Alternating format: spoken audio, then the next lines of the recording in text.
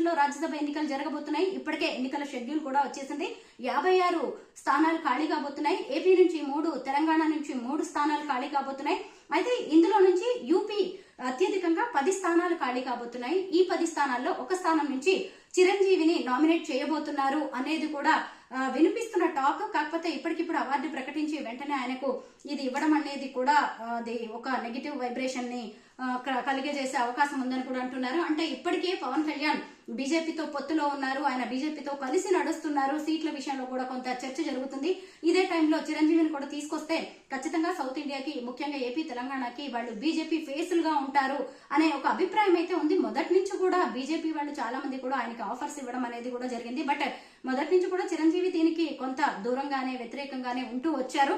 ఇప్పటికిప్పుడు పద్మ విభూషణ్ వచ్చిన తర్వాత ఆఫర్ చేసినా గానీ చిరంజీవి దాన్ని యాక్సెప్ట్ చేస్తారా అంటే డౌట్ అని చెప్పాలి.